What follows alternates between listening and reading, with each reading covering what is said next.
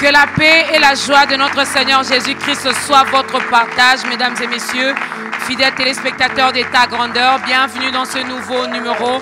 Une fois de plus, nous sommes là encore dans vos maisons. C'est notre devoir parce que nous avons reçu cet ordre de notre Seigneur Jésus-Christ d'aller et de faire de toutes les nations ses disciples. Raison pour laquelle aujourd'hui, nous nous permettons encore avec la grande équipe d'État Grandeur d'entrer chez vous pour vous apporter la bonne nouvelle de Jésus-Christ avec un grand thème, avec un bon thème qui va nous aider aussi à revoir notre façon de faire les choses, à revoir également certaines décisions que nous avions eu à prendre il y a de cela autant d'années, n'est-ce pas? Je vais vous annoncer le thème d'un moment à l'autre, mais pour l'instant, laissez-moi dire shalom à toutes les personnes qui nous regardent via les réseaux sociaux, vous qui aimez bien ces programmes, et je salue particulièrement ceux qui ont pris la décision lors du dernier numéro de ce programme, qui ont pris la décision de donner leur vie à Christ, de l'accepter comme Seigneur et Sauveur. Moi, je vous salue encore une fois de plus.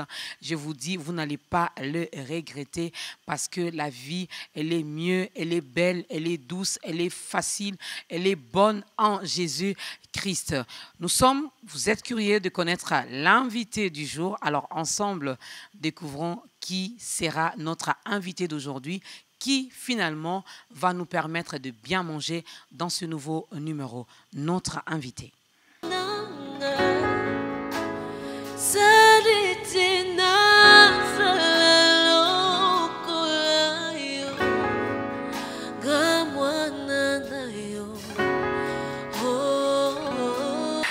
Voilà, vous avez donc vu notre invité, c'est l'évêque Ejiba, que vous connaissez, que vous appréciez beaucoup, mesdames et messieurs. Shalom, évêque, mettez-vous, je vous en prie. Alors, c'est avec l'homme de Dieu qu'aujourd'hui, nous allons encore nourrir nos âmes avec ces grands thèmes que je veux déjà annoncer d'ailleurs avant de prendre les témoignages de notre invité, l'évêque Ejiba Yamapia Évariste, qui aujourd'hui va nous édifier, va nous exhorter, va nourrir nos âmes autour de ces grands thèmes qui est donc les clés du succès. Nous voulons avoir du succès, nous voulons émerger, nous voulons avancer, nous voulons aller de l'avant, nous voulons être connus, nous voulons toutes ces choses. Il y a quand même des secrets finalement, il y a des clés finalement pour avoir toutes ces choses que nous désirons. Alors, l'homme de Dieu est là. Shalom, shalom évêque. Bienvenue dans ta grandeur. Merci beaucoup, Maman Dorcas. Sinon, tout va bien ce matin ou cet après-midi. Cela dépend également de l'heure à laquelle les téléspectateurs suivront ce programme. Avec Jésus, tout va bien. Amen. Amen. Alors, les clés du succès, c'est notre thème d'aujourd'hui dans ce nouveau numéro d'État Grandeur. Mais les téléspectateurs veulent également mieux vous connaître, veulent également connaître votre histoire d'amour. Cette grande histoire d'amour avec Jésus, elle date de quand? Elle a commencé quand? C'était dans quelles circonstances? Oui, l'histoire d'amour avec Christ a commencé d'il y a longtemps, mais je vais peut-être séquencer. Je me rappelle vers les années 70, alors je n'avais que 10 ans. Dans notre village, viendrait une chorale qui chantait. Et l'homme de la chorale a lancé un appel en disant « Y a-t-il quelqu'un qui veut accepter Jésus-Christ comme Seigneur et Sauveur ?» Donc je me rappelle bien. Et parmi les assistants ou tous ceux qui étaient là, il n'y avait qu'une seule personne qui avait levé le doigt. Et ce jour-là, c'était moi. Bon, les années sont passées, je suis retourné à l'école, je suis allé aux humanités. Après la 6e année des humanités, je me fais engager dans une école. Et là, on m'enverra, comme qui dirait chez Dieu, il n'y a pas de hasard, dans un village. Et dans ce village, c'est le village de cette chorale qui avait chanté il y a 8 ans. Okay. Et c'est là que je renouvellerai encore ma décision de suivre Jésus-Christ comme Seigneur et Sauveur. Et je me rappelle même la prédication que ce monsieur avait donnée en 1978. Il dira, c'est le livre de Corinthiens, là où il est écrit, ce que je croyais comme étant quelque chose de bénéfice, aujourd'hui je considère cela comme étant de la pourriture. Et quand il a expliqué, tout jeune homme venant des humanités, croyant connaître quelque chose dans un village où peut-être beaucoup n'ont pas assez étudié. Et alors, j'ai pris ce jour-là la décision d'accepter Jésus-Christ et d'abandonner les choses de la jeunesse que je pouvais croire que c'était un bénéfice. Et j'ai cru que c'était de la pourriture. Et ainsi, depuis ce jour-là, jusqu'aujourd'hui, je suis avec Jésus, nous marchons avec lui. Mais comment avez-vous su qu'il fallait les servir? Comment savoir qu'il fallait les servir? Et là, je vais dire, il y a quelqu'un qui a dit que parfois les ambitions du cœur révèlent ce que peut être la pensée de Dieu sur chacun de nous. Je me rappelle bien quand j'étais aux humanités, dans mes pensées, je me disais je vais devenir prêtre. Je dois alors aller au grand séminaire. Et bref, j'ai ouvert cette parenthèse pour dire, arrivé à accepter Jésus-Christ comme Seigneur et Sauveur, je deviens membre d'une chorale. Et je deviens chantre, et en étant chantre, on me dira que voilà, nous choisissons ces frères-là, avant qu'on chante, lui aura comme tâche d'expliquer la chanson.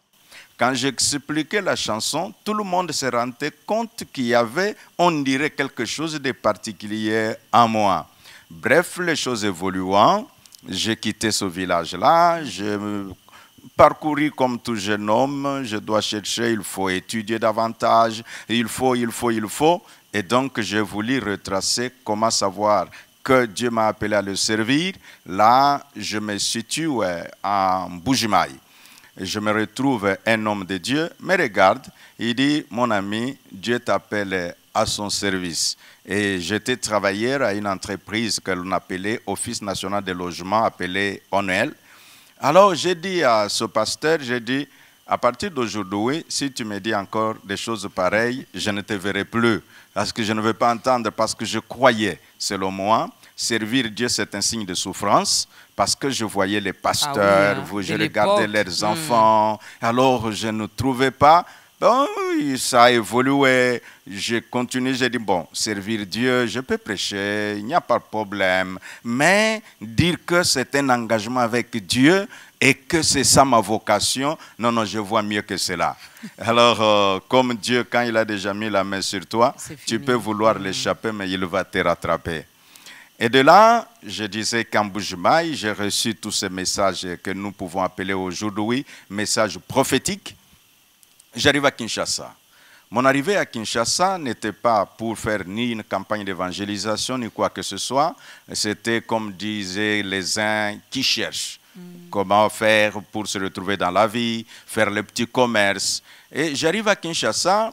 Je me rappelle un jour, je passe à ce moment-là, on appelait ça Pongabi. Alors, je dis à haute voix moi-même, je dis, Seigneur, tu m'établis dans cette ville, je te servirai réellement. Et après cela, j'étais dans une église en Ngiringiri et je salue en passant le pasteur, l'apôtre Ngoï Mayanga. Et je commence à prier là-bas, on me donne les prédications. Je vais dans une prière 3 jours sans manger, sans boire, à Kimwenza, non loin de là où le train passait à son temps pour aller dans le Bas-Congo. Et là, nous sommes dans les années 1983. Alors là, j'ai dit, et le Seigneur me dit, non, je te veux, j'ai besoin que tu me serves, j'ai besoin que tu comprennes que c'est ça la destinée de ta vie. Et j'ai levé ma main, c'est l'embrousse, en disant, Seigneur, j'ai besoin de l'argent. Mais ce qui me fait peur de te servir, c'est parce que je me vois que te servir, je serai pauvre. Alors, une voix sortira de mon cœur, où l'homme paye bien, où Dieu paye bien. Et j'entendrai moi-même dans cette prière me répondre que Dieu paye mieux que l'homme. Et ce jour-là, je suis sorti de la brousse et puis je suis retourné. Depuis ce jour-là, je n'ai plus considéré servir le Seigneur comme un passe-temps. J'ai considéré servir Dieu comme ma mission de la vie sur la terre. Waouh, acclame pour le Seigneur.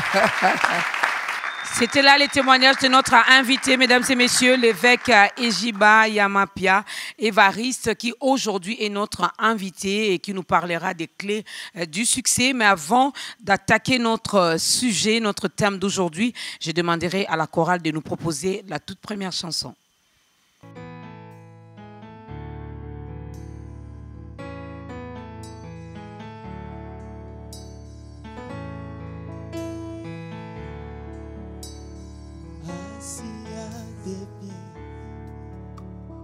c'est là que je vais. C'est dans tes bras, je me sens chez moi. Touché par ta grâce, fixé par ton regard, je ne vais résister à ta tendresse. Oh, je t'aime de tout mon cœur.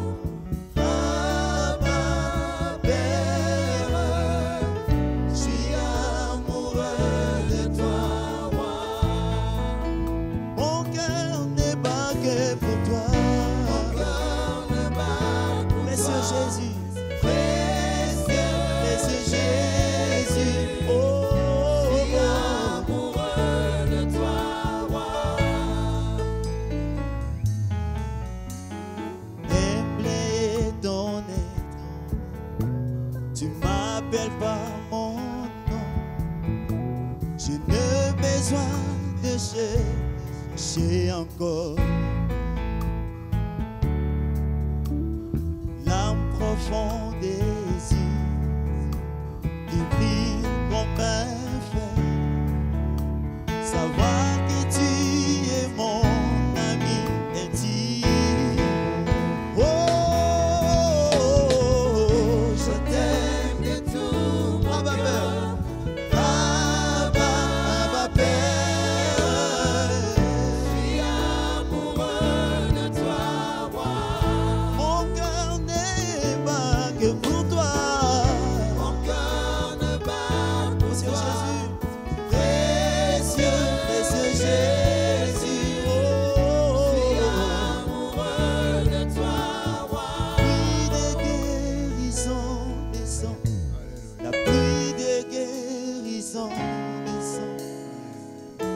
Je ne pas peur, oh, oh, oh.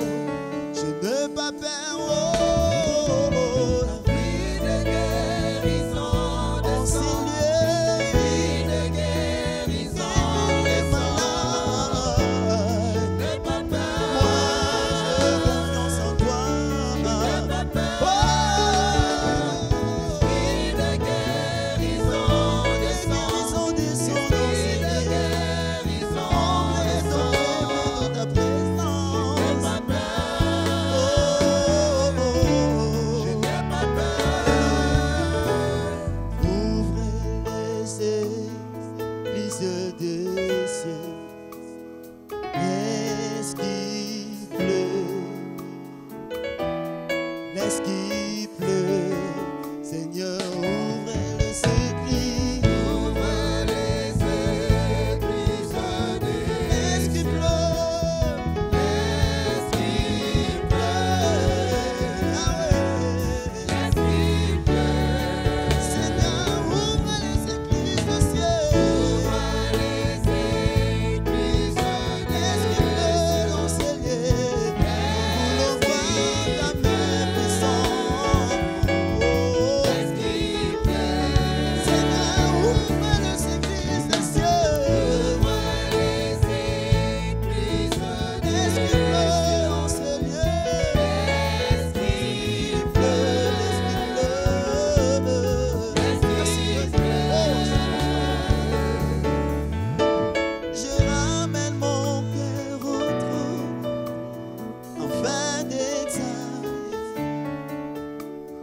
Le parfum de ta sainteté. Je ramène mon cœur au trône, afin d'exhaler le parfum de ta sainteté. Je ramène mon cœur au trône, afin d'exhaler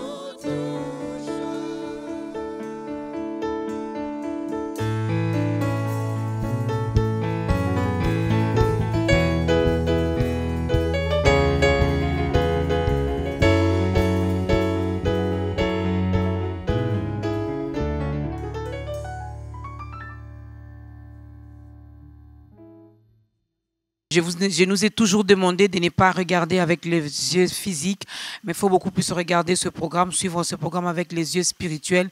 Eh bien, si tu les désires, il te touchera. Si tu les désires, il te visitera. Si tu les désires, eh bien, il te parlera également aujourd'hui dans ce nouveau numéro. Donc, tout dépend de toi. Il a fait sa part, il est là, il a envoyé son serviteur, fais également ta part. Ne rate pas ce qui nous sera donné aujourd'hui dans ce nouveau numéro d'État Grandeur où nous recevons l'évêque Ejiba Yamapia Évariste qui va nous parler des clés du succès.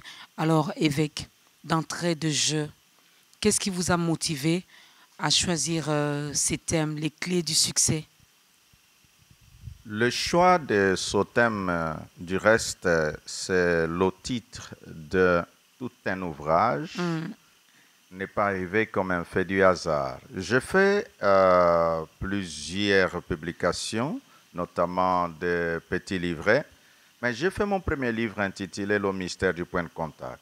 J'ai fait mon deuxième livre intitulé « Comment devenir celui que rien ne peut stopper ». À l'issue de toutes ces lectures et de certaines réactions, et c'est là que m'arrivera ce thème en disant « Il y a des choses que les gens recherchent pour avancer, mais parfois nous les négligeons, nous les prenons comme si ce sont des faits du hasard. Or, ce sont des éléments importants. » Voilà, la motivation est arrivée à l'issue des autres publications pour dire « Maintenant, il faut que je mette à la disposition des lecteurs un autre thème qui s'intitule « Les clés de succès ». Pour dire, nous nous retrouvons que parfois, les choses qui nous bloquent, nous les pensons être en dehors de nous. Or, certaines de ces choses sont au-dedans de nous. Voilà un peu dire l'objet de pouvoir manifester ce livre intitulé « Les clés de succès ». C'est ainsi. Par ces clés, elles se trouvent être au pluriel, tandis que le succès est au singulier. Cela montre que le succès, quelqu'un peut dire... je dirais que j'ai du succès quand j'aurai des millions, j'ai du succès quand j'aurai bâti plusieurs maisons. Non, le succès est un seul. Le succès se retrouve être l'homme qui arrive là où il pense arriver. Or, acheter une maison n'est pas un point de destination. Avoir des millions n'est pas un point de destination. C'est arrivé au point où l'homme sente que dans son cœur, il y a un bonheur qui est en train de jaillir. C'est sentir qu'il peut être à mesure, même une poche vide, et dormir tranquillement. Voilà pourquoi j'ai dit, mais comment arriver à ce point-là de dire que non, effectivement, j'ai le succès, donc il faut donner aux gens les clés. Et les clés, vous savez, il y a plusieurs. Un maçon peut dire que la façon de mélanger la pâte et construire, c'est aussi un secret pour lui, c'est aussi une clé. L'homme, qui est, nous disons, informaticien, peut faire un code. Et juste, tu mets 5, 3, 4, 6, et puis ça ouvre une porte, et pour lui, c'est une clé. C'est ce qui fait que nos téléspectateurs, ceux qui nous suivent, pourront comprendre que le mot-clé n'est tout autre que le secret à découvrir pour avoir le succès. Cela fait que dans ce livre, je l'ai intitulé en le mettant en deux parties. Il y a une partie que j'ai appelée la maladie de l'ayant droit. C'est une partie que j'ai détaillée en 3 chapitres. Et il y a une autre partie où j'ai appelé les réponses aux questions financières. C'est aussi un élément, parce que si tu n'as pas d'argent, tu vas te dire que je suis malheureux, tu vas te dire que je suis un délaissé pour compte. C'est pourquoi j'ai trouvé qu'il faut dire un mot. Alors, en parlant des clés de succès, sur sa première partie ou dans sa première partie... Avant même d'énumérer, excusez-moi de vous interrompre, évêque, avant même d'énumérer, de commencer à énumérer finalement ces clés ou encore ces secrets qui nous amènent au succès. Vous avez répondu à cette question, mais j'aimerais bien reposer encore la question pour aider les téléspectateurs à bien comprendre, les enfants de Dieu qui nous suivent en ce moment. Alors, comment, en vous entendre parler, le succès pour l'évêque, ce n'est pas avoir les biens matériels. Le mariage, la voiture, la maison, les enfants, tout ce que nous désirons ici sur la terre. Le succès pour vous, vous le résumez en ayant finalement cette personne de Jésus qui nous amène qui nous apporte la joie, le bonheur, la paix que le monde ne peut nous offrir. En 2-3 mots, comment vous expliquez ce mot succès? Le succès, nous l'expliquons comme le bonheur d'un cœur paisible. C'est ça le succès. Il veut dire quoi? Dans ce que tu viens d'énumérer, il y a des personnes avec le mariage, mais la même personne commence à se considérer comme la malheureuse de toutes les personnes vivant sur la terre. Or, elle a le mariage. Il y a l'autre, avec, je crois, comme journaliste, tu suis les infos, il y a un millionnaire ou même un milliardaire américain qui s'est tiré la balle dans la tête. Ben, celui qui le voit parce qu'il a des milliards, on dira que voilà un homme qui a le succès. Il y a quelque chose qui lui manque. Et ça veut dire quoi? Cette paix du cœur qui te permet de savoir ce que tu es n'est pas seulement déterminé par ce que tu as, mais ce que tu es est déterminé par ce que tu crois être. C'est là qu'arrive le secret de celui qui a Jésus. Celui qui a Jésus croit que en dehors de Jésus, il n'y a pas de paix. En dehors de Jésus, il n'y a pas de certitude. C'est ainsi, ceux qui n'ont pas Jésus, vous le voyez, quelqu'un va se promener, quelqu'un m'a dit, vrai ou faux, qu'un monsieur était dans une belle voiture, et puis les chailleurs qui venaient, ils ouvrent comme ça, le monsieur était tout nu dans sa grosse cylindrée, et tout le monde a fui. Mais comment quelqu'un peut se promener nu? Parce qu'il y a un esprit qui lui a dit que pour que tu deviennes célèbre, voilà de cette façon. Or, les autres qui regardent, les autres diront, non, si c'est de cette façon qu'il faut devenir riche, moi je dirais non. Qui veut dire là, le succès n'est pas seulement l'argent. Le succès, c'est cette connaissance, cette découverte de l'homme. Et l'homme ne peut se découvrir valablement que quand il se regarde lui-même dans le miroir. Et donc, le véritable miroir, c'est donc l'évangile de Jésus-Christ qui permet à l'homme de retourner à son Créateur, qui permet à l'homme d'avoir une relation, celle qui existait autrefois dans le jardin d'Éden. Alors, merci beaucoup. On va finalement, parce que tout est calculé, c'est la télé, on va commencer finalement à énumérer ces clés ou encore ces secrets qui nous amènera au succès. On est encore à la première partie de l'ouvrage. C'est quoi finalement ces clés, évêque? Oui, pour ceux qui nous suivent, vraiment, Maman Dorcas, les clés de succès, surtout la première partie. Je peux même dire que ce sont des choses que nous négligeons. Comme je peux paraphraser un élément de la Bible, que Agar mourait de soif, or à côté d'elle, il y avait une rivière qu'elle ne voyait pas. C'est aussi là ce que nous allons dire dans cette partie. Nous avons dit dans cette première partie de ce livre, Les clés de succès, ce que nous appelons l'attitude. L'attitude n'est pas un billet de banque que quelqu'un aura dans sa poche. L'attitude n'est rien d'autre que la perception que l'homme a de la vie, de lui-même et de son entourage. Et nous avons dit que dans cette partie-là, où nous avons analysé l'attitude, or, chacun de nous a une attitude. Et comment est-ce que nous gérons notre attitude? L'attitude, c'est ce qui fait que Maman Dorcas, en me regardant, peut déjà penser, selon lui, que non, en tout cas, avec l'évêque Juba, je ne vois pas, j'aurai quelque chose. Juste par son attitude. Or, sans le savoir, l'évêque Juba peut être un canal de bénédiction pour Maman Dorcas. Mais l'attitude de Maman Dorcas peut lui faire échapper un canal de bénédiction parce qu'il a une attitude négative. Alors, pour bien aider les téléspectateurs, j'aimerais, comme c'est déjà écrit, cheminer un peu avec eux quelques pages.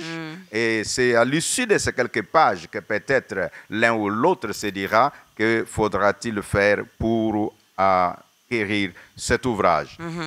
J'ai défini l'attitude comme un état de pensée. Et je dis même que l'attitude, c'est le filtre à travers lequel un individu voit le monde. Or, nous vivons dans le monde. c'est aussi un état d'esprit, comme je le disais. Notre attitude déterminera notre altitude, qui signifie nous voulons tous monter, c'est ce que veut dire le succès, qui signifie le degré où nous monterons et sera déterminé non pas par le montant d'argent que nous avons dans la poche, non, juste par notre attitude. Quelqu'un peut avoir l'argent en poche sans être capable de monter plus haut, mais une personne avec une bonne attitude peut aller plus loin que celui qui peut se dire avoir. Donc en parlant d'attitude, j'ai besoin d'aider les amis à comprendre les résultats que produisent l'attitude. Une attitude fixera notre conduite à suivre. Une attitude va être ce qui nous montrera ce que nous sommes, selon qu'il est écrit dans le livre de Proverbes, l'homme est ce que sont ses pensées.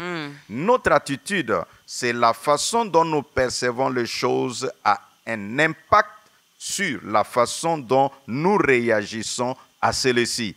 Qui veut dire quoi? Nous tous deux, nous pouvons avoir le même problème. Maman Dorcas, je ne sais pas moi, un problème de décès, moi aussi un problème de décès. Moi, je dis, oui, parce qu'un être cher m'a quitté, c'est fini, je ne ferai plus rien, je suis foutu. La vie s'arrête là. La vie s'arrête là. Maman Dorcas dit, c'est vrai, j'ai perdu un être cher, mais Dieu me laisse encore le temps d'avoir la vie. Et donc, qu'est-ce que je ferai? Je ferai en sorte que ma vie sur la terre comble le vide laissé par la personne qui m'a quitté. Et la personne donc de Maman Dorcas va se déterminer en faisant des exploits, tandis que l'autre personne va se déterminer en restant sur son oreiller, en train de pleurer celui qui est mort. Et c'est ce que nous trouvons. Beaucoup de gens, tous ceux qui ont étudié ne sont pas que des gens qui ont des parents. Il y a des orphelins qui ont étudié. Et il y a les autres orphelins qui n'ont pas étudié juste en disant « parce que mon père n'est plus, je suis devenu un vaurien ». L'autre orphelin a dit « mon père n'est plus, je vais me tailler un chemin ». Et à cause de son attitude, cet orphelin a pu émerger. C'est ainsi nous disons. La toute première clé, notre attitude, est un facteur très important. Maintenant, parlant de l'attitude, nous avons pu séquencer cela en différentes étapes. C'est là qu'on a dit qu'il y a dans notre attitude une maladie que parfois nous ne découvrons pas, que nous avons appelée dans ce livre la maladie de l'ayant droit. Ayant droit. J'aime bien le nom de cette maladie. Je ne sais pas si je vais me retrouver également dedans par rapport aux symptômes que va donner l'homme de Dieu, si je suis malade ou si je suis en bonne santé. Alors, la maladie de l'ayant droit, mesdames et messieurs, découvrons ensemble cette maladie. C'est quoi encore? Oui, c'est par là que je dirais que ce livre peut constituer comme un dictionnaire médical. Quelqu'un peut se dire devant un dictionnaire médical, il se dit, bon, avant d'aller à l'hôpital, mais avec les symptômes que j'ai ici, est-ce que je peux me trouver un médicament dans ce dictionnaire? C'est ça que je propose ce livre. Pour dire quoi?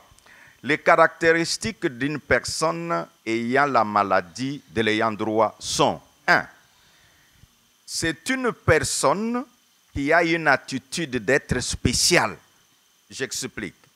Je suis exceptionnel et en fait, je suis de beaucoup plus grande valeur qu'à tel ou à tel autre. Un exemple donné, une femme se retrouve dans un mariage, elle peut même se sentir tellement spéciale qu'elle se place elle-même au-dessus de l'institution mariage. Alors cette femme souffre de la maladie de l'ayant droit. Je peux dire que c'est un peu de l'orgueil? Oui, ça s'assimile à cela. Mais pourquoi nous ne l'avons pas intitulé orgueil? Parce que l'orgueil va faire comme si il fait le mépris vis-à-vis de l'autre. Mais tandis qu'ici, la personne se place dans une situation où il pense que tout le monde tourne autour de lui. Ça veut dire que ce mari ici, il a de la chance d'avoir une femme comme moi. Mais en même temps, elle est dans le même foyer. En même temps, elle pense être au-dessus du foyer. Or, le foyer en soi, c'est un partage. Nous avons l'homme, nous avons la femme, et puis il y a les enfants. Donc, chacun a un rôle à jouer. Tandis que la femme qui a l'attitude de l'ayant droit, je n'ai rien contre les femmes, tandis que l'homme, oui, parce que je parlais beaucoup la femme, je vais dire l'homme qui a l'attitude de l'ayant droit va se sentir tellement spécial qu'il ne voudra rien faire à la maison parce que c'est la femme qui doit tout faire. Moi, je suis un homme spécial. Ça, c'est une attitude de l'ayant droit. Et encore une caractéristique, c'est une attitude d'être dû, c'est-à-dire de mériter quelque chose en disant « je n'ai pas créé cette situation, ce sont eux qui ont mis la chose telle qu'elle est, donc ils doivent réparer ». Un exemple, un enfant arrive à la maison, il trouve que la maison est sale, le petit frère a déposé la cuillère là où le monsieur dit, moi je viens de l'université, ce n'est pas moi qui ai déposé la cuillère là où elle est. Or, la simple chose à faire, c'est de dire, j'ai trouvé la cuillère à une mauvaise place, je l'enlève. Tandis que lui dira, mais moi, comme je viens de l'université, vous tous, vous devez être là comme qui dirait, salut au drapeau. Le monsieur est arrivé. Et donc, lui n'a rien à faire, c'est nous qui devons l'entretenir maintenant. Donc, l'on mérite de dire que l'on me doit tout. Quelqu'un qui a l'attitude de l'ayant droit arrive à un moment donné où il pense qu'il ne doit rien à personne, mais tout le monde lui doit tout. Et c'est une maladie qui fera que la personne ne peut pas évoluer, ne peut pas aller loin. Alors, je disais une autre caractéristique, un refus d'accepter la responsabilité. Quelqu'un qui a l'attitude d'un ayant droit, imaginez-vous, quand il y a querelle, il ne dira jamais qu'à tel niveau, j'ai commis l'erreur. Non, non, il dira toujours, c'est la faute de l'autre. Quand il y a querelle dans la famille, il dira, si j'ai réagi comme ça, ce sont eux qui m'ont amené à cet état de choses. Et voilà, avec cette maladie, cette personne qui n'acceptera jamais la responsabilité. C'est là que j'ouvre une parenthèse que nous suivrons peut-être un peu plus tard. Dieu, en créant l'homme, il n'a pas créé un homme fainéant. Il n'a pas créé un homme croisant les bras pour que tout lui soit donné. Il a créé un homme responsable. C'est pour cette raison, Dieu a créé le jardin d'Éden, mais Dieu n'a pas cultivé le jardin d'Éden. Mais un homme à l'attitude de l'ayant droit dira quoi? Comme Dieu a créé le jardin d'Éden, qu'il vienne cultiver et moi je vais manger. C'est pourquoi vous vous retrouvez, même avec certains chrétiens, ils se retrouvent en disant, Dieu a dit, demandez et il vous sera donné. Et il reste, je prie, si je n'ai rien eu, Dieu n'a pas répondu. Tandis que l'Éternel Dieu veut, quand tu as prié, que tu puisses faire encore, toujours toi qui as prié là, une part. La part, c'est laquelle? Est-ce que je connais Maman Dorcas qui serait directrice quelque part et je lui dirais, j'ai l'emploi. J'ai besoin de l'emploi. Ta prière aura touché le cœur de Maman Dorcas. Ton coup de téléphone ou ton déplacement te présentera dans la situation que Maman Dorcas sente ton besoin et qu'il réponde et tu seras capable de dire, j'ai prié, Dieu a donné. Voilà pourquoi nous disons, quelqu'un a la maladie de l'ayant droit, non, c'est un danger pour la société. C'est un danger pour la société. Tu peux acclamer pour le Seigneur. C'est un danger. Alors, je me suis posé la question ici, je me disais, est-ce que parmi les symptômes qui seront énumérés ici, suis-je malade ou suis-je en bonne santé? Je me rends compte que la plupart des gens, même qui sont avec moi dans cette salle, sont également malades. La maladie de l'ayant droit, c'est pas moi. On a cette facilité d'accuser toujours les autres. Ah non, c'est pas moi. Même si ça se passe pas au bureau, même chez nous, là où nous vivons, dans nos familles, on a cette facilité-là. Ah non, maman, c'est pas moi. Ah non, papa, c'est pas moi. Ah non, c'est l'autre. C'est toujours l'autre. C'est toujours l'autre. Alors, vous pouvez également retrouver, lorsque l'homme de Dieu a parlé, de cette responsabilité que Dieu nous a déjà donnée de la création, n'est-ce pas? Il a créé les jardins, il a placé l'homme dans ces jardins. Ce n'était pas pour que Dieu vienne cultiver, mais c'était pour que l'homme travaille. Et j'ai toujours dit, Dieu bénit le travail. Donc vous pouvez les lire dans Genèse chapitre 2, le verset 4, verset 5 et puis vers le verset 15. Vous pouvez même lire tous les chapitres 2 de Genèse, n'est-ce pas? Alors, l'homme de Dieu, la maladie de l'ayant droit, les symptômes, je me rends compte qu'il y en a tellement, tellement beaucoup. Mais est-ce qu'il y a un remède par rapport à ça? Oui, il y a un remède. Mais avant d'arriver au remède, j'ai voulu que nous puissions comprendre l'impact. C'est-à-dire, nous avons compris les caractéristiques, mais que nous puissions voir l'impact négatif que cela cause, que cette maladie cause, non seulement chez moi-même qui puisse être malade, même chez ma soeur qui est à côté de moi, chez mon père qui m'a engendré, chez le patron qui m'a pris au travail. Quelques impacts négatifs, je vais les citer. C'est là que nous nous retrouvons, les entreprises qui doivent traiter avec des employés non motivés. Donc, le chef d'entreprise se retrouve, les employés qui sont là, non motivés, et ils se demandent, je ne sais pas quoi. Et il y a un dans cette entreprise-là qui a une maladie d'ayant droit, qui pense qu'il a déjà fait la société, c'est à lui de nous payer à la fin du mois. Ça se contamine, cette maladie, elle est contagieuse? Très contagieuse. Très contagieuse. Ça peut même être à la cause des rébellions, ça peut être à la cause des guerres, ça peut être à la cause des divorces. Donc, bref, je disais, l'attitude ayant droit à un impact négatif dans une entreprise et même les parents confrontés à élever les enfants égocentriques. Un enfant déjà naissant, il se retrouve avec cette attitude-là. La maman, les papas se battent. Que faire avec cet enfant? On l'a amené chez nous, les pasteurs, pour la délivrance. On dirait les démons ne quittent toujours pas. Or que les démons là n'est pas un simple fait de dire sort au nom de Jésus, mais c'est d'aider la personne à comprendre ce qui est en train de nuire à sa propre vie et ce qui est en train de causer un impact négatif dans la société et dans la vie des autres. Donc je disais, c'est quoi cet impact négatif? Ce sont les relations amoureuses qui n'évoluent à cause de l'arrogance de certains individus qui pensent. Donc, vous retrouvez là, qui pensent qu'elles sont spéciaux et qui estiment mériter plus que ce qu'on leur donne. Or, d'ailleurs, il y a un principe qui dit que la plus belle femme au monde ne donne que ce qu'elle a. Mais quand vous avez un mari qui a l'attitude de l'ayant droit, cherchera que tu lui donnes même ce que tu n'as pas.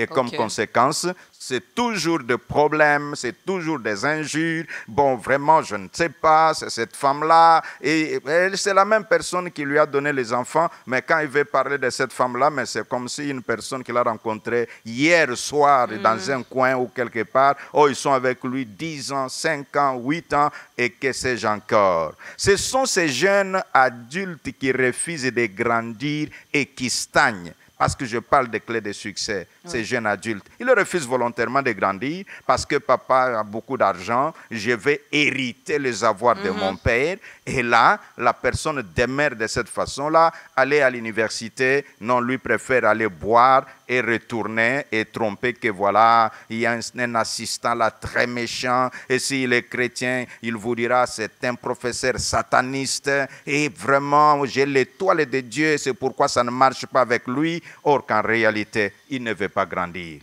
Alors, ayant parlé de tout ce que j'ai intitulé « Impact négatif », laisse-moi proposer les remèdes. Les remèdes, comme nous le disions dans les caractéristiques, Dieu a ses remèdes. Vous savez, quand nous enseignons sur la parole de Dieu, Dieu a dit ceci, que c'est pour entrer dans le royaume, c'est par la porte étroite. Et ce n'est pas par la route large. La route large veut dire la route de facilité. Elle est tellement grande, celle-là. Celle-là. Tandis que la porte étroite, il faut quand même un peu d'effort. Le remède que nous allons proposer à nos téléspectateurs comme clé de succès pour guérir cette maladie de l'ayant droit, ça ne va pas être du bonbon, mais ça va être peut-être une cuisse. Vous savez, dans une cuisse, il y a et de la viande et il y a aussi de l'os. On reviendra sur ça. Alors, je ne sais pas, vous allez choisir finalement quelle partie, la viande ou les ossements finalement qui vont rester. Moi, je ne sais pas ce que vous allez préférer, mais nous allons décider après ce cantique.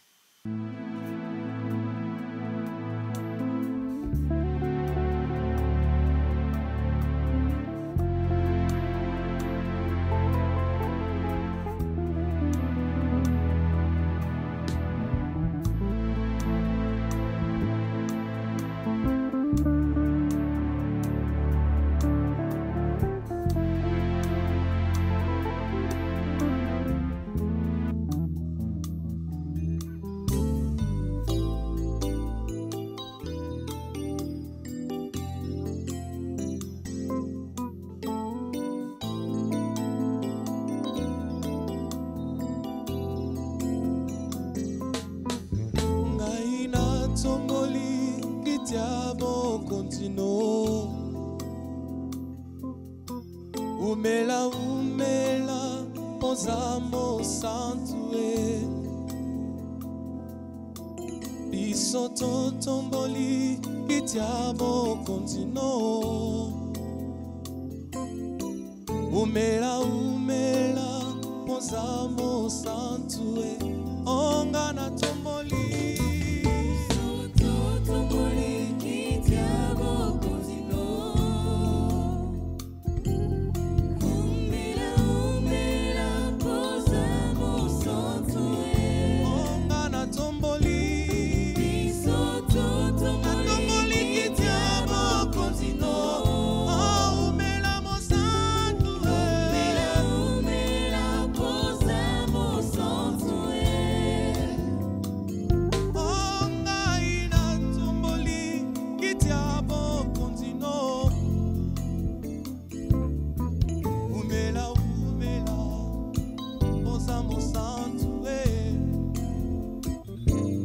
Tombola basi, kaina tomboli kakayo Batombola banzete, kaina tomboli kakayo Umela, posa mo santo, ongana tomboli Isoto tomboli kitiamo contino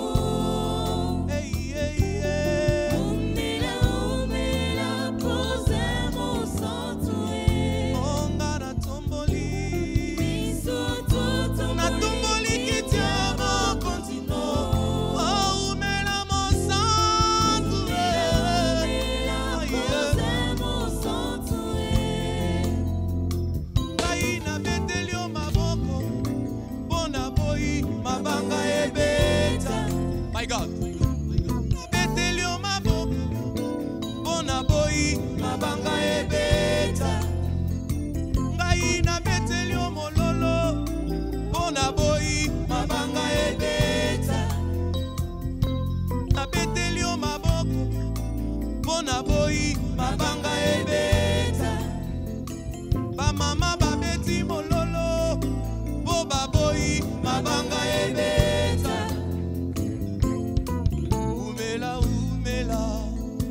Posamo santue, ongana tomboli Isoto tomboli, kitiamo contino Umela, posamo santue Ongana tomboli Isoto tomboli, na tomboli, kitiamo contino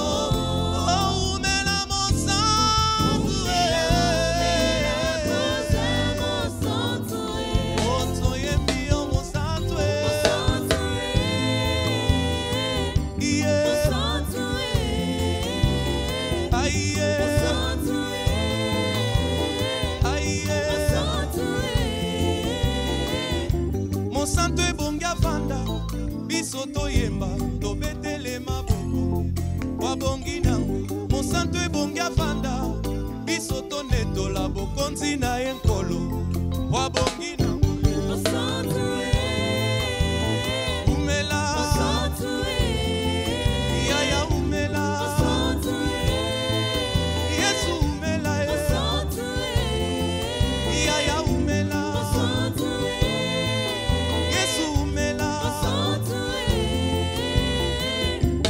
elongo na banche accompagne visible toyembela Monsanto wabongi nango Monsanto ebongi afanda biso tofukama topupole mopepe sa majesté Monsanto aye Monsanto yaya umela Monsanto momalina ngatombwame Monsanto momalina ngakumame Monsanto limangana ngatombwame Monsanto zambena ngatombwame Monsanto zambo ya simikle ya sikse ya vina ngai oh aye Monsanto momalina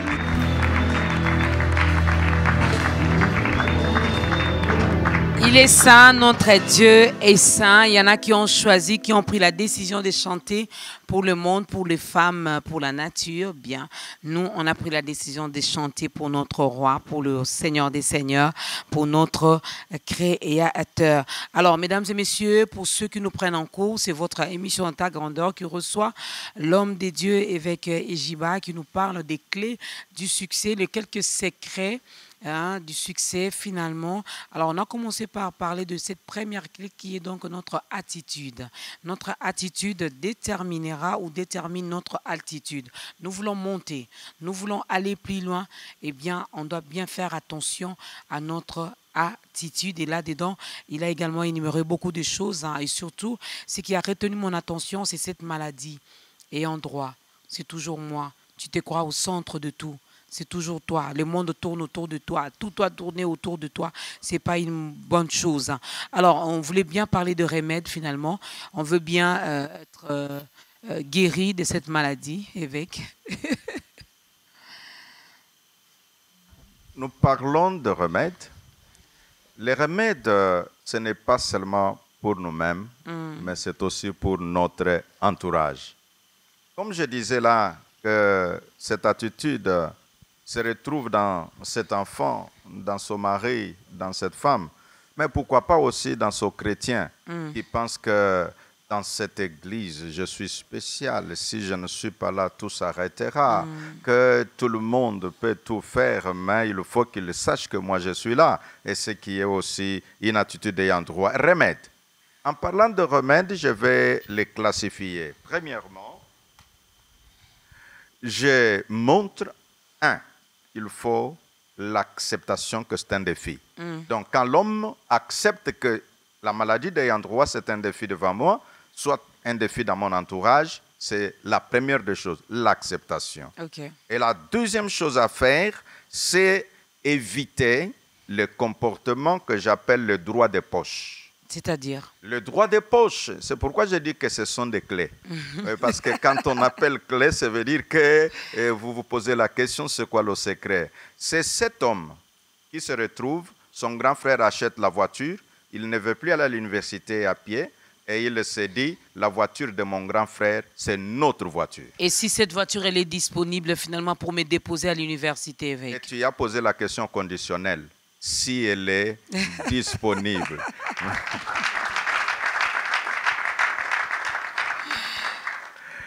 Donc, quelqu'un qui souffre de cette maladie, que nous disons qu'il faut éviter les comportements de poche. Mais, Maman Dorcas, sais-tu que je peux même aller plus loin de ce qui est grave pour les gens qui souffrent de cette maladie? J'ai été dans mon travail comme pasteur en train de parler avec quelques beaux-frères en altercation avec leur belle-sœur, donc la femme du grand frère. Okay. Le beau-frère me répond, « Pasteur, elle doit comprendre que c'est notre femme. » Moi, je dis, « Non, frère, c'est notre femme, c'est trop ça.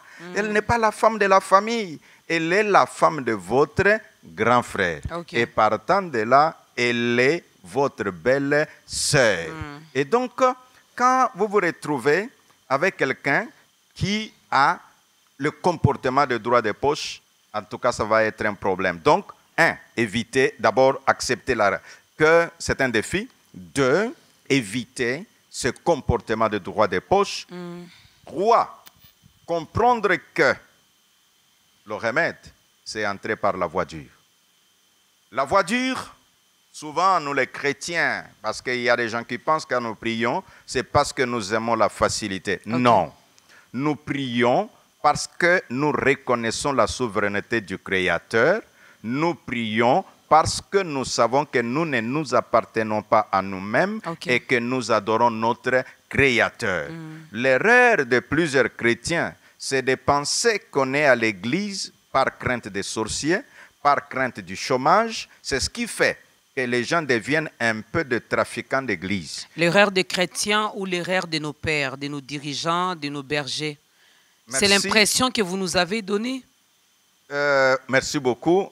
Je dis au nom des pères, au nom des leaders dont je représente en disant que cela n'est pas la priorité, c'est une voie secondaire. Ça veut dire, quand vous lisez la parole de Dieu, la Bible nous aide à comprendre que quelqu'un, en acceptant Jésus-Christ comme Seigneur et Sauveur, c'est d'abord pour la vie éternelle. OK. Et donc, quand on a la vie éternelle, Christ en nous, l'espérance de la gloire, donc avec lui, nous sommes devenus des héritiers et nous pouvons bénéficier les autres avantages de la vie éternelle. Voilà pourquoi nous disons que la voie dure, c'est la voie de Dieu. Qu'est-ce que nous appelons la voie dure? Ce n'est pas la voie de la facilité. Parce qu'il y a des gens qui aiment tellement de choses faciles qu'ils ne sont pas en mesure de faire de grandes choses. Je vais dire ici à tous ceux qui nous suivent que si vous voulez aller loin, ça sera une longue marche. Si vous voulez avoir grand, le prix aussi sera conséquent.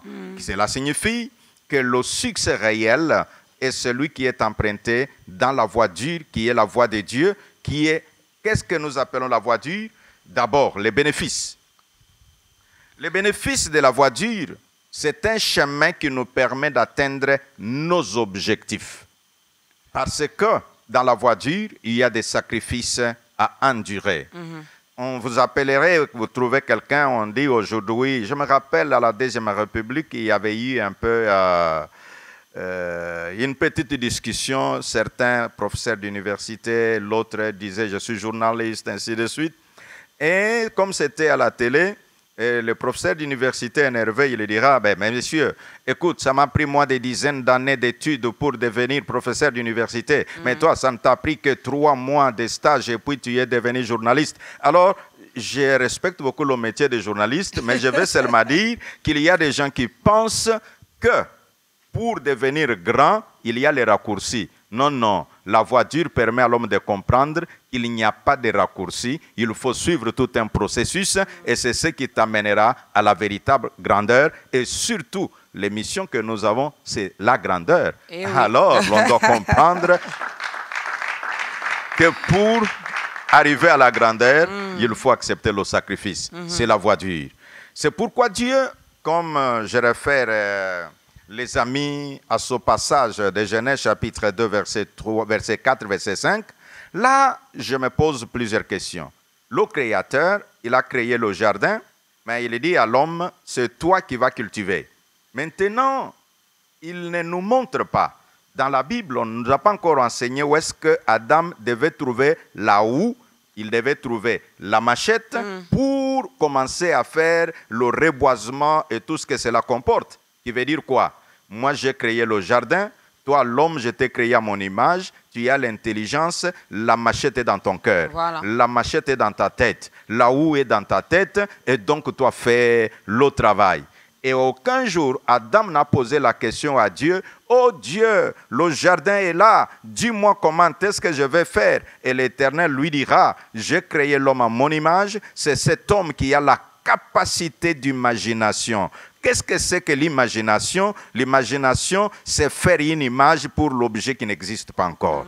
Et donc, l'homme qui est appelé à suivre la voie dure, c'est cette personne-là qui comprendra que si vous avez besoin de relations de qualité, en tout cas, il faut accepter la voie dure. Pourquoi? Les relations de qualité que les gens recherchent, oh, cet homme-là, il se connaît avec les ministres, cet homme-là, il se connaît avec le chef de l'État, mais vous ne savez pas quel est le chemin qu'il a emprunté. Et c'est pour dire aussi, pour les jeunes filles, tu as besoin de mariages de qualité, il faut comprendre qu'il faut la voie dure. La voie dure, c'est ça la voie qui conduit, qui permet à l'homme de se départir. Pour le mariage évêque, c'est quoi la voie dure? Les jeunes sœurs nous regardent. Les jeunes sœurs nous regardent. Bon, si déjà tu as 16 ans, tu dis que bon, on m'a dit que je suis belle et je suis celui qui doit bouffer la dot veut que j'aille rapidement au mariage. Bon, tu dois seulement te préparer à savoir ce que demain t'attend. Parce que quand cet homme-là te dira, voilà les femmes qui n'ont pas étudié, tu rentreras, tu commences à pleurer, voilà, il m'a injurié, il me traite comme une chose. Là, je suis en train de dire, la voie dure. Pour cette jeune fille-là, je lui dirais, va aux études, Si pour cette jeune sœur-là, je dirais, abandonne toutes les voies de détour, les voies de raccourcis, petit copain à gauche, petit copain à droite, la voie dure pour cette jeune sœur, je lui dirais, regarde même de quelle manière toi-même tu t'habilles, ça peut déterminer quelle personne tu présentes à ton entourage et aux personnes qui te voient. La voie dure pour cette personne-là, je lui dirais, quand tu fais ta coiffure, tu peux déjà dire, la coiffure, j'ai fait ça juste parce que j'ai vu au présent où je vais moi-même aussi vivre dans le futur. Donc, il n'y a pas que la sœur. Les frères aussi. Il y a les frères. Sa façon de marcher. Ta façon de marcher. C'est seulement pour le présent ou c'est pour le futur aussi? Demain, tu seras qui? Tu seras quoi? Donc, j'étais en train de dire, Maman Dorcas, la voie dure, c'est ce qui peut nous amener à des relations de qualité. Donc, quelque chose qui ne t'a rien coûté, n'espère pas que ça puisse être durable. Quelque chose qui ne t'a rien coûté, n'espère pas que cela t'amène à un haut niveau. Ce qui amène les grandes personnes à de hauts niveaux, ce sont des sacrifices qui les ont coûté des années de travail, des années d'études et beaucoup d'autres éléments que je peux citer. La voie dure, c'est une orientation éclairée de carrière et aussi de l'emploi. Ici, je peux un peu paraphraser un homme d'État, je pense à Nelson Mandela. Il était en train de parler de la jeunesse sud-africaine. Il leur disait que l'avenir est devant vous.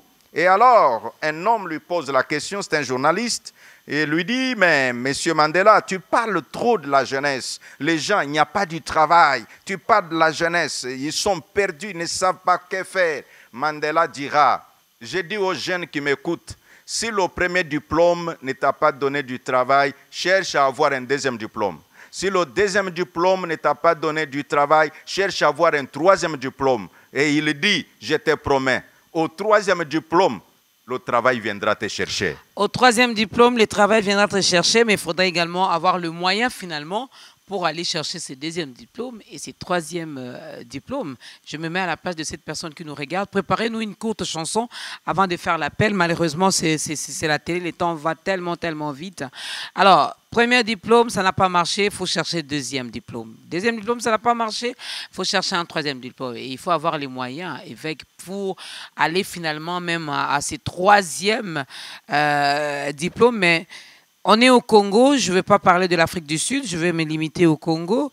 Avec la situation économique, la conjoncture actuelle, quelqu'un dira, déjà pour avoir ses premiers diplômes, j'ai remué ciel et terre, mais là on me demande encore comme ça n'a pas marché, que j'aille chercher un deuxième diplôme. Quelle est la réponse que vous donnerez à cette personne? La réponse que je donnerai à ce jeune Congolais qui dira, j'ai fini l'université, je n'ai toujours pas du travail. Et alors, je lui dirais que le travail n'est pas seulement parce que nous voulons que je porte la bonne cravate et que quelqu'un me mette dans un bureau climatisé, que je dise que j'ai trouvé du travail. Non. Tu peux être en mesure de pouvoir... Je vais donner un petit exemple. Bien sûr, je parle du Congo, mais c'est un Burkinabé. Cet homme était enseignant de mathématiques. Alors, en tant qu'enseignant, son salaire ne suffisait pas. Il est allé dans un village, il a fait les formules de physique, de mathématiques, et il a trouvé une formule où il commençait à générer un peu de l'électricité. Et les gens venaient chez lui pour demander qu'est-ce qu'il a fait pour qu'il allume chez lui et il ne paye plus la société qui était en place. Il a dit, voilà ce que j'ai fait.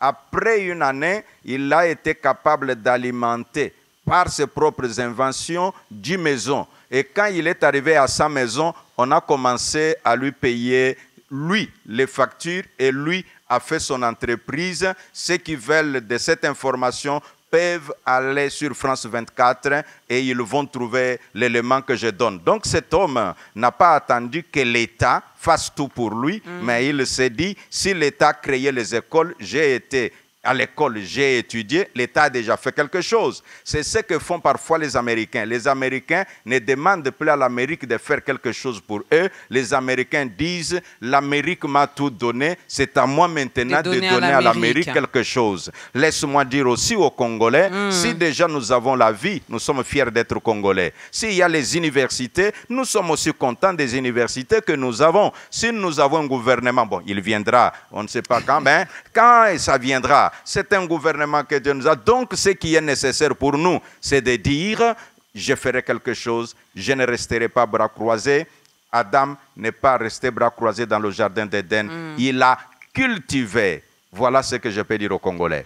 Alors, mesdames et messieurs, moi, je ne veux pas, nous n'allons pas, avec l'évêque, terminer à exploiter cet ouvrage parce qu'on veut bien vous donner également l'envie de vous en procurer, de chercher finalement. Mais soyez patients, on va vous donner finalement où trouver ce livre, Les clés du succès. Je demanderai surtout aux enfants de Dieu qui nous regardent, n'est-ce pas? La prière, oui. La prière, oui. La méditation, oui. Mais nous devons également travailler et surtout faire attention à beaucoup de choses. Une courte chanson.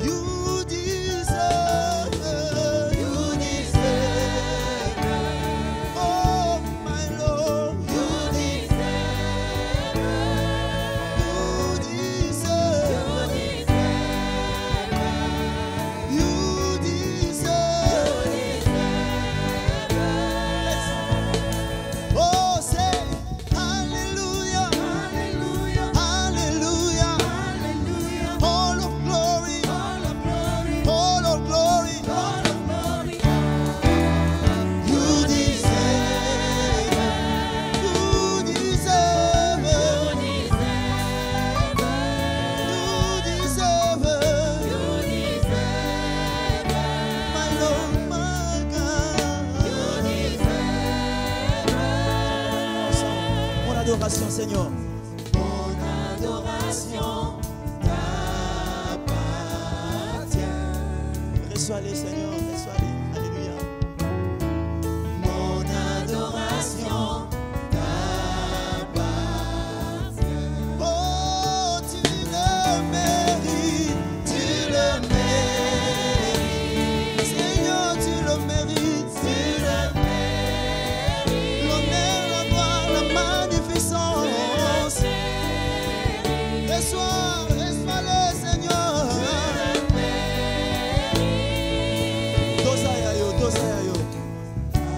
Alléluia, dosaya yo. Dosaya nani, dosaya nzamba bomoi. Alléluia, dosaya yo. Toyembe longo yo ndo bongi Yesu. Yo, yo ndo bongi. Nakemo nyonso.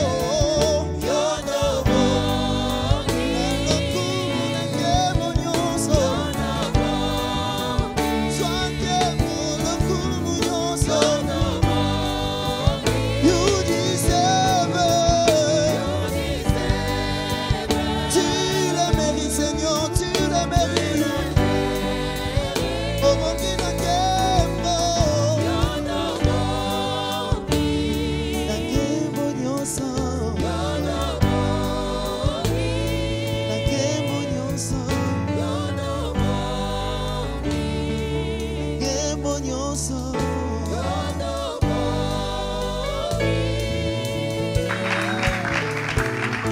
Il est Dieu, il est merveilleux, il est tellement grand. Si ça ne dépendait que de l'évêque et de moi, on pouvait rester ici. Hein. Malheureusement, c'est la télé. Mais c'est aussi une façon pour nous de vous donner également cette envie-là de chercher l'ouvrage, n'est-ce pas? Et de chercher l'évêque, de lui poser des questions, pourquoi pas, d'aller également prier, n'est-ce pas, dans son église. Alors, les clés du succès, mesdames et messieurs, c'est le thème que nous avons exploité. Mais avant de vous donner la parole, avec la chanson que nous venons d'écouter, je me dis, quand on a dit dans cette chanson, reçois mon adoration, la Bible dit que tout ce qui respire loue l'Éternel, n'est-ce pas? Que tout ce qui respire, même les chats, même les chiens, l'oiseau, les plantes, peuvent louer les seigneurs. Mais l'adoration est réservée à une catégorie de personnes.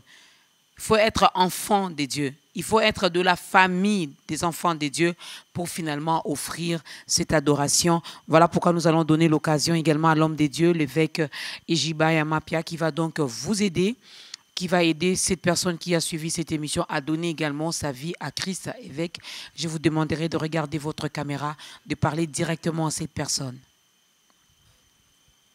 Chers amis téléspectateurs, Dieu t'a créé, Dieu t'a laissé en vie, Dieu t'a donné ce que tu as et Dieu a fait de toi ce que tu es. Et par son amour, il a donné Jésus-Christ afin que par la foi, que tu puisses non pas périr, mais que tu deviennes enfant de Dieu.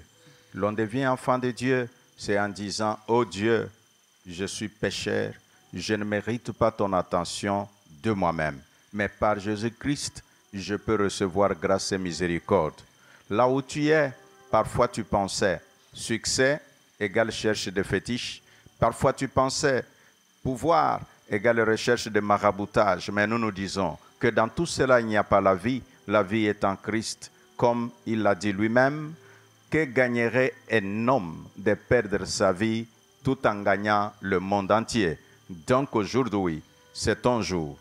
Accepte Jésus-Christ comme Seigneur et Sauveur, et alors tu deviendras une nouvelle créature, et alors tu seras appelé enfant de Dieu. Non pas seulement créature de Dieu, mais enfant de Dieu. Ne peut être enfant de Dieu que celui qui a donné sa vie à Christ. Là où tu es, dans ta maison, dans ton bureau, je ne sais pas quel endroit que tu puisses, même si tu es visiteur à Kinshasa, dans ta chambre d'hôtel, c'est une occasion que Dieu te donne afin que tu te dises, j'étais dans les ténèbres, je te perdis, mais cette parole est venue droit à mon cœur pour renouveler mon esprit et m'approcher du Créateur par cet acte de foi en acceptant Christ comme Seigneur et Sauveur. Si tu as pris cet engagement là où tu es, je te rassure que l'Éternel Dieu te voit. Je te rassure que le Saint-Esprit te voit et il est prêt à te donner la force pour une nouvelle marche.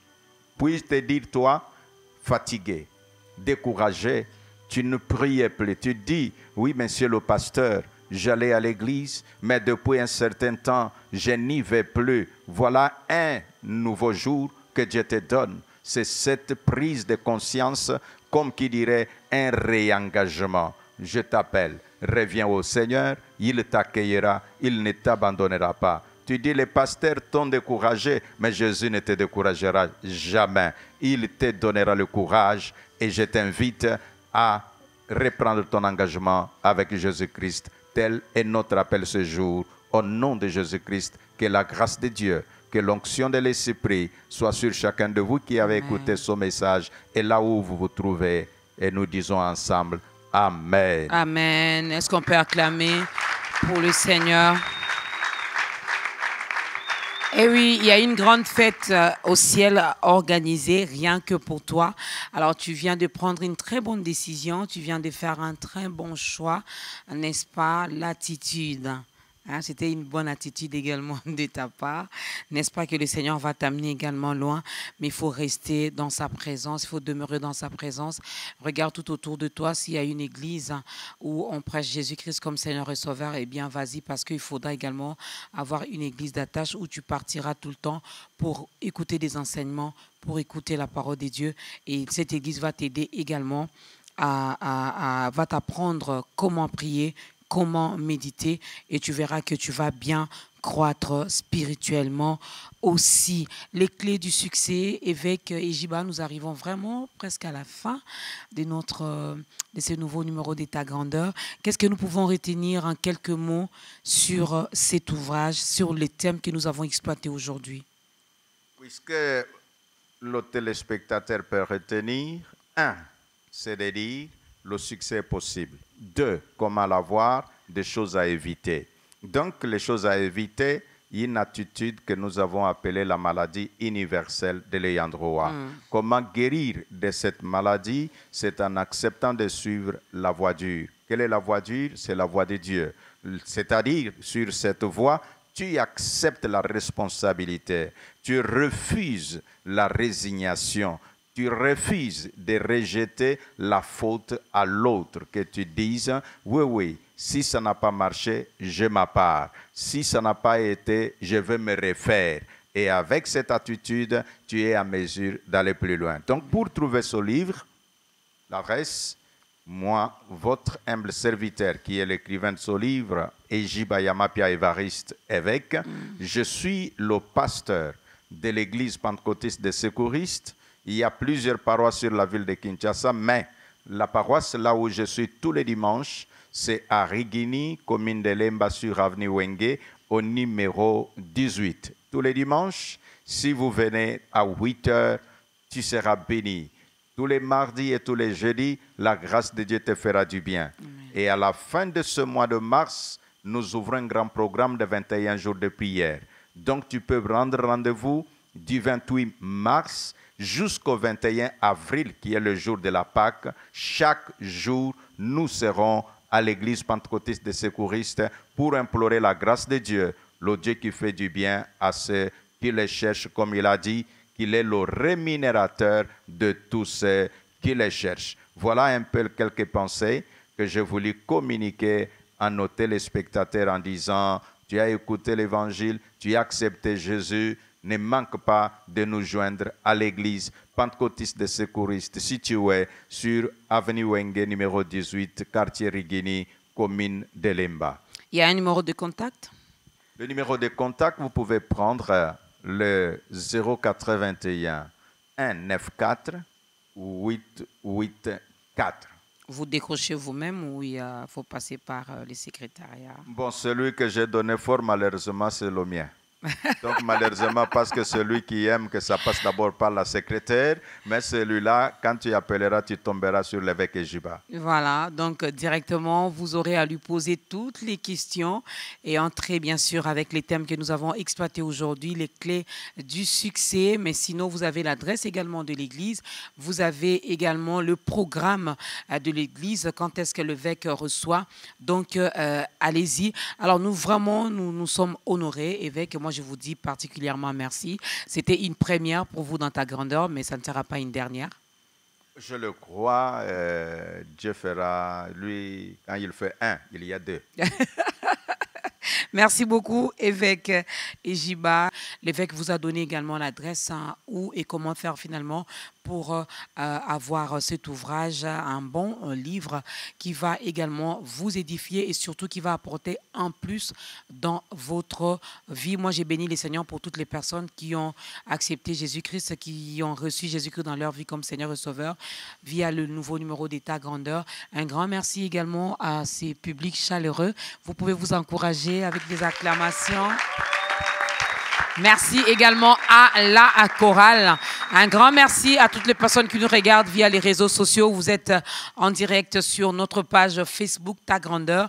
Merci, que l'Éternel vous bénisse. Même vous qui nous regardez via YouTube, que l'Éternel vous bénisse. Un grand merci à la grande équipe d'État Grandeur, en commençant par les réalisateurs, les preneurs de son, les caméramens, les maquilleuses, toute la grande équipe qui a travaillé pour que ce nouveau numéro entre également dans vos maisons.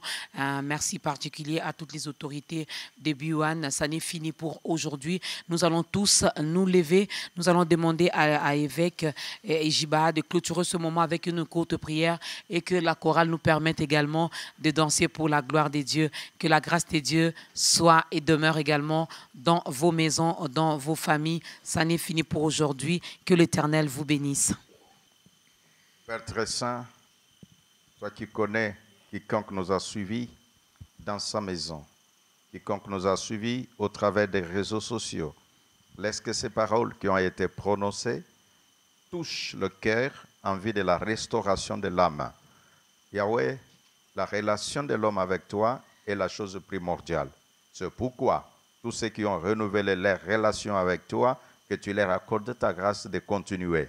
Ceux qui sont malades, ceux qui ont des problèmes divers, ceux qui sont abandonnés, délaissés, découragés, ô Dieu, je te prie, afin que la grâce leur soit accordée pour une force nouvelle. Nous ne sommes qu'au mois de mars. Ô Dieu, que l'année qui est devant nous soit une année de bénédiction. Ainsi, je bénis aussi toute l'équipe qui a travaillé, les musiciens, je bénis les caméramens, je bénis la présentatrice. Amen. À ton nom donne gloire, et je bénis le responsable de B1. C'est par le nom de Jésus-Christ que je prononçais cette bénédiction. Amen. Et ensemble nous disons Amen. Amen.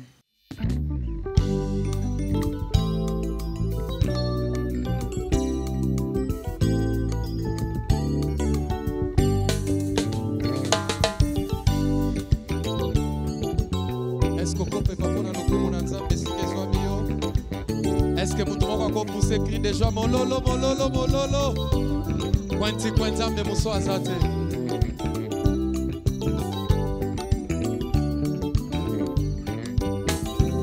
Totomboli, bendelea kembona yo. Ikolo ya ba continue so ya mboka na ngai. Natomboli, bendelea kembona yo. Likolo ya ba continue so ya mboka na ngai. Kwenti kwen zambe mosusu azali te. Bobele yo nkolo na biyano. Kwenti kwen bolo mosusu azali te. Bobele yo nkolo na biyano. Totomboli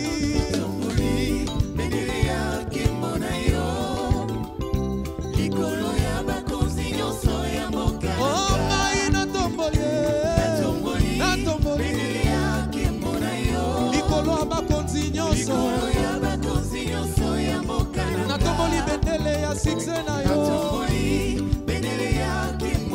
Yone fongola ya sikse Yesu. Oh Yesu kwenti kwa zame mosusu azalite. Tous les quatre coins azate. Bobele yo kolona. Oh Yesu kwenti kwa zame mosusu azalite.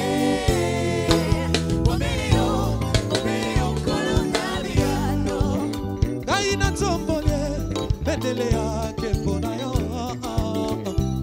Likolo ya bakonzi nyonso ya mboka na ngai. Batombola badepite kaka mpona kanyaka. Nga natomboli bendele na yo yaya. Yesu kwenti kwen bolo mosusu azali te. Bobele yo nkolo na biya. Natomboli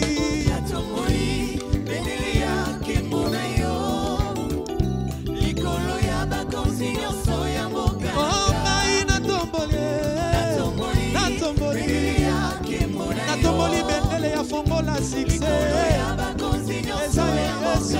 Yesu kwenti kwa Yesu yo zame mosusu azalite.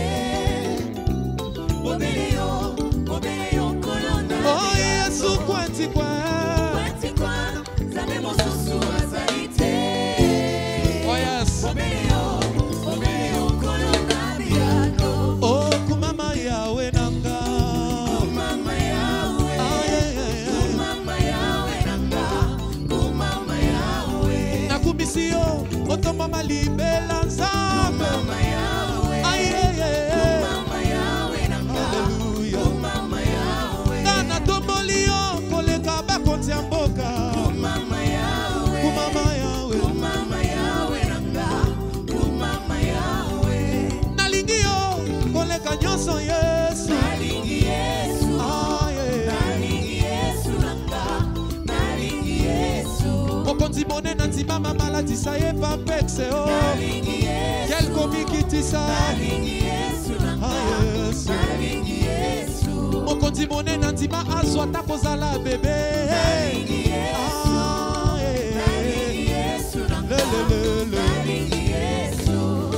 Jinanga jebe, jinanga jebe, jinanga jebe. Mama kwa miso nyoso. Yesu wani jinanga jeba, jinanga jebe. Welele, jinanga jebe. Welele, jinanga jebe. Yesu wani jinanga jeba, jinanga jebe. Lukutukutukutu, jinanga jebe. Yesu wani jinanga jebe. Wakwele muyema jinanga jeba, jinanga jebe. Welele wakwela muyema jinanga jeba hey toke toke welele oh na yembeli yo na kumisi yo elonga nanga elikia nanga na yembeli yo na kumisi yo elonga nanga elikia nanga na yembeli yo na sansoli yo osali